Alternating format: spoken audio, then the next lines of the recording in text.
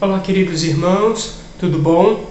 Vamos dar continuidade à série de estudos que nós estamos fazendo no livro A Genuína Experiência Espiritual. Nós estamos aqui trabalhando as emoções espirituais que acompanham a autêntica conversão, a genuína conversão.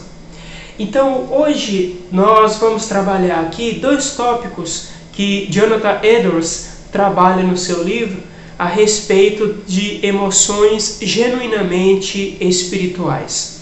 Jonathan Edwards diz que as verdadeiras emoções espirituais enternecem o coração e existem juntamente com uma ternura do espírito cristão. Queridos irmãos, Jonathan Edwards afirma que uma genuína conversão é marcada por uma preocupação com relação ao pecado.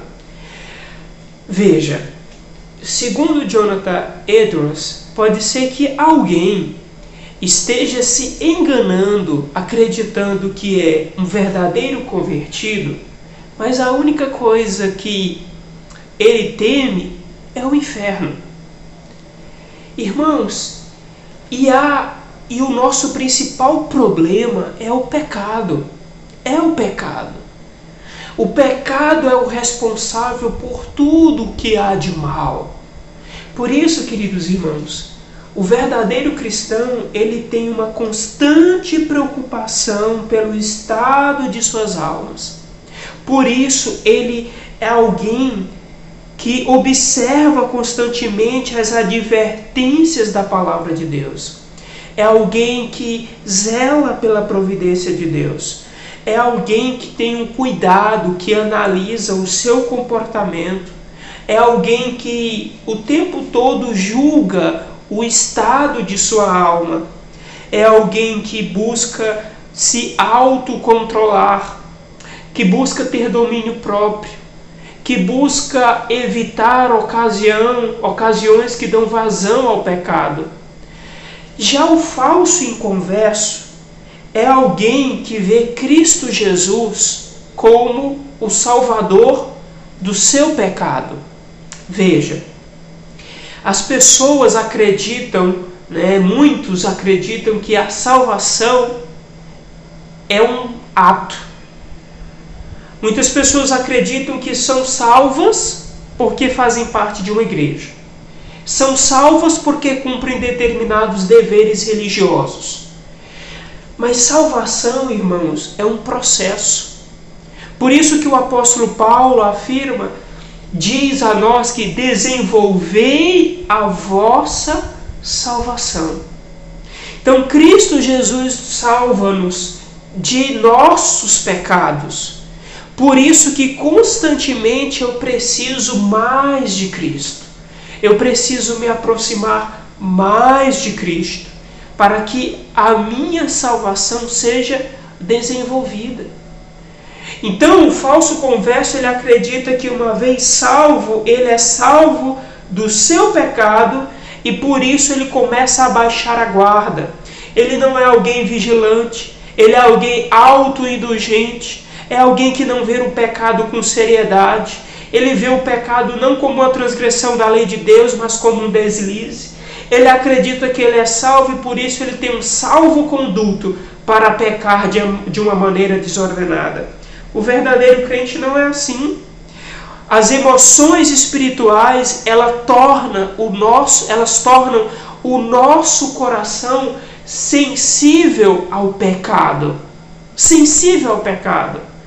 Irmãos, o coração do verdadeiro crente, ele começa a ter o que na linguagem médica chama-se de intolerância. Então, há pessoas que têm um grau de intolerância, vamos citar o exemplo aqui da lactose. Há pessoas que têm uma intolerância tal à lactose que ao sentir o cheiro, elas já começam a ter várias reações alérgicas. Se tocar, isso vai piorando. E se elas se ingerirem então essa lactose, elas podem chegar à morte. Irmãos, o coração do crente, ele deve justamente desenvolver essa intolerância ao pecado. À medida que ele sente o cheiro do pecado, ele começa a ter reações, ele começa a ficar incomodado. À medida que ele se aproxima, que ele começa a tocar a superfície do pecado, aquela reação alérgica do coração dele vai se inflamando ainda mais. E ele cada vez mais tem uma ojeriza ao simplesmente tentar provar, degustar aquele pecado. É essa intolerância que nós devemos buscar. Nós devemos buscar um coração que é intolerante à presença do pecado. Jonathan Edwards dá o exemplo da criança. A criança, ela se assusta facilmente com a aparência exterior do mal. Nós deveríamos nos assustar. A criança, quando ela está diante de uma situação ameaçadora, ela não confia em sua própria força, ela corre para o pai, corre para a mãe. A criança, quando ela está sozinha no escuro, ela sente medo, ela grita, ela clama por socorro. Assim como nós estamos, o crente, quando está no meio das trevas, ele precisa clamar por socorro para que ele seja tirado daquela situação de tentação. Uma criança facilmente teme aos mais velhos, teme a ira dos mais velhos, treme diante das ameaças dos mais velhos. Do mesmo modo, o cristão, ele precisa temer diante das ameaças, ele precisa temer a Deus. A verdadeira emoção espiritual é acompanhada dessa sensibilidade do coração, de um espírito terno, de um espírito hipersensível à presença do pecado. É marcada por um desenvolvimento de intolerância contra o pecado. Mas não somente isso. As verdadeiras emoções espirituais, ao contrário das falsas, elas têm uma simetria e equilíbrio belíssimos. O equilíbrio e a simetria que marca o desenvolvimento da vida cristã é algo progressivo. Não há nenhum cristão que tenha uma perfeita simetria e equilíbrio entre os seus sentimentos. Mas o verdadeiro cristão, o verdadeiro crente, está sempre buscando essa simetria e esse equilíbrio.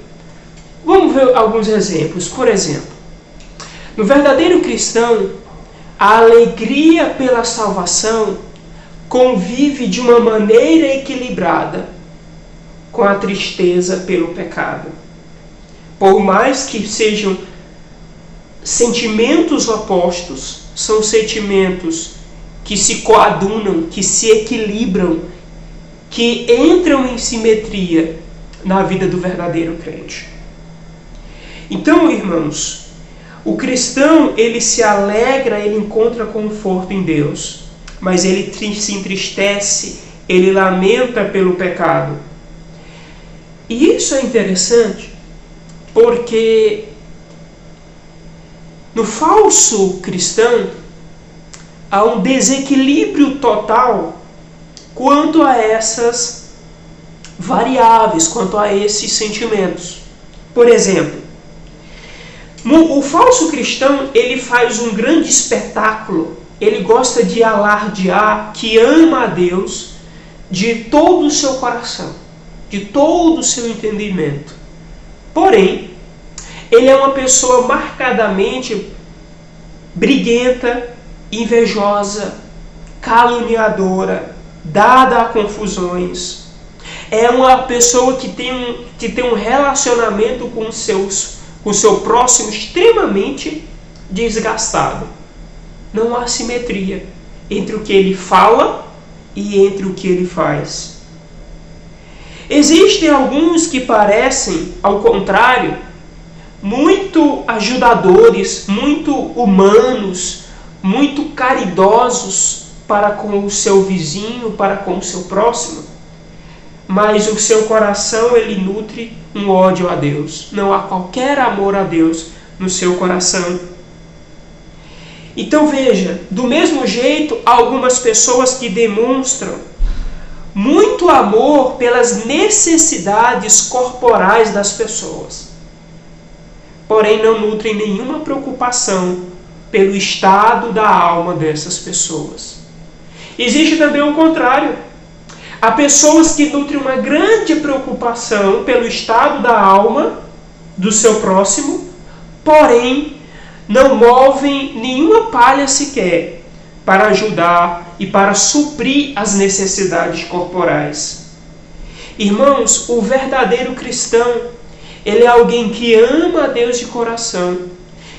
E esse amor ele é revelado no amor, nos relacionamentos que ele tem com os seus vizinhos, com aqueles que lhe são próximos. Por isso, e esse relacionamento fica evidente no cuidado que ele tem com o estado da alma daqueles que estão próximos a ele, bem como com a preocupação das suas necessidades corporais. Veja, em Cristo Jesus nós temos esse perfeito equilíbrio. Cristo Jesus amava a alma dos homens, por isso ele se dispunha a ensinar a lei de Deus.